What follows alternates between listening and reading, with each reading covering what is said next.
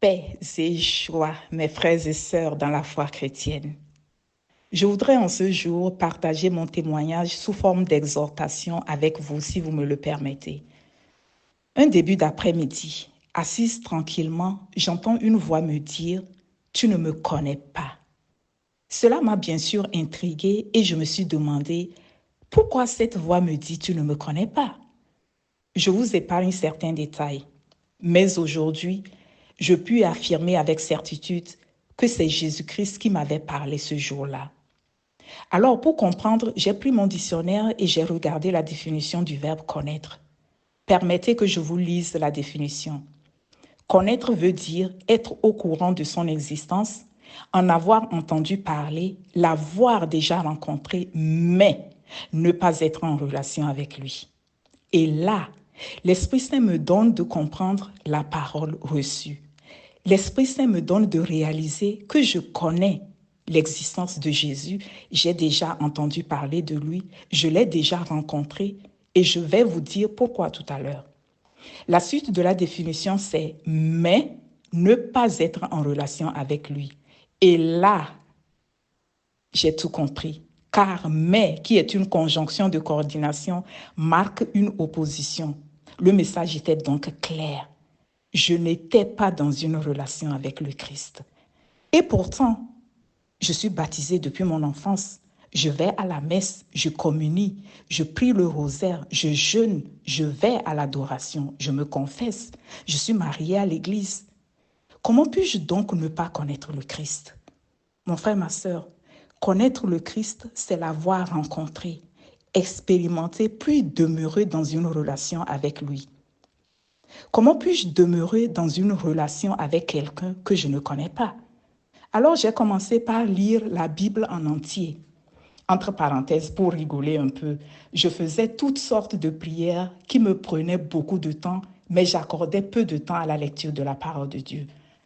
Parenthèse fermée. Ma soif et mon désir de le connaître étaient tellement fortes que je lisais parfois même sans comprendre parce que je voulais le découvrir. Ce qui m'a amené à écouter beaucoup d'enseignements via le net.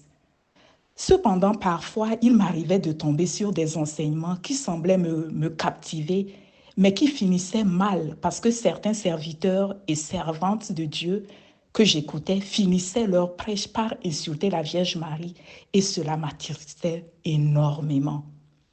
Alors, fatiguée de tout cela, j'ai demandé au Saint-Esprit en prière de m'éclairer afin que je tombe sur des serviteurs ou servantes qui n'insultent pas la Vierge Marie.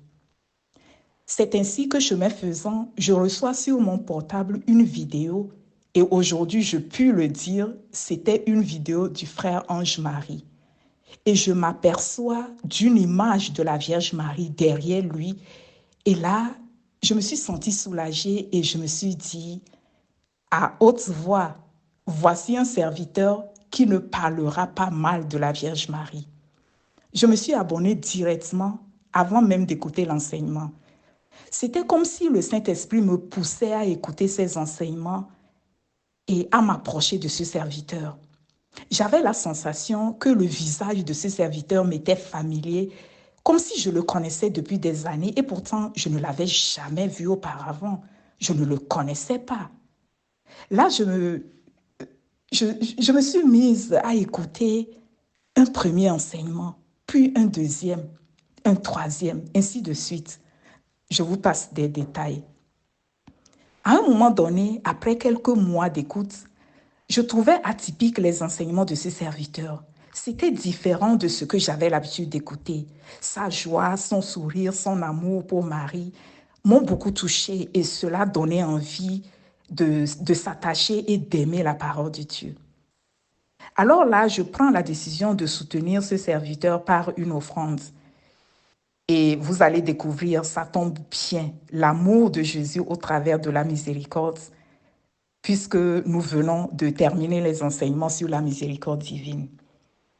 J'entre en contact avec le frère Ange-Marie afin qu'il me donne ses coordonnées, ce qui fut fait. Je décide donc de lui faire parvenir un virement de 200 euros. Cependant, je traîne les pas pendant 2 jours. Et le troisième jour, j'entends l'Esprit Saint me dire Pourquoi traînes-tu avant d'envoyer l'argent et augmente à 300 euros? Et là, j'ai obéi directement à ce que l'Esprit Saint m'a dit et j'ai effectué le virement. J'ouvre une parenthèse pour vous dire et vous expliquer pourquoi j'ai traîné. Vous savez, il y a beaucoup de faux serviteurs sur Internet. Je voulais discerner par la réflexion. C'est pourquoi le Saint-Esprit est intervenu. Je ferme la parenthèse. Aujourd'hui, je comprends mieux ce qui s'est passé, car mes 2 jours de discernement ont permis au Saint-Esprit, le 3e jour, de confirmer le montant de 300 euros au lieu de 200 euros, comme le frère Ange-Marie a l'habitude de dire. Dans la parole de Dieu, il n'y a pas de hasard. Simplement parce que le chiffre 3 indiquait que le Christ voulait m'accorder sa miséricorde. Après plusieurs communications avec le frère Ange-Marie, à qui je me suis confiée, j'ai pu m'apercevoir, pour utiliser les termes du frère Ange-Marie lui-même, décharge ton fardeau, il est trop lourd. Pourquoi? J'avais l'habitude de surcharger mon spirituel en alignant une litanie de prières en fait. Rosaire, miséricorde divine, neuvaine, litanie des anges, litanie des saints, chapelet des 1000 merci, etc., sans consacrer beaucoup de temps à la lecture de la parole de Dieu.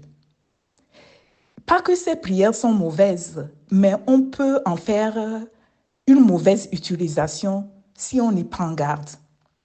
Vous savez, mes frères et mes sœurs en Christ, parfois on se surcharge de prières qui deviennent comme une corvée parce qu'on ne comprend pas toujours le sens et la profondeur, alors que le Christ nous attend peut-être ailleurs pour parler à notre cœur.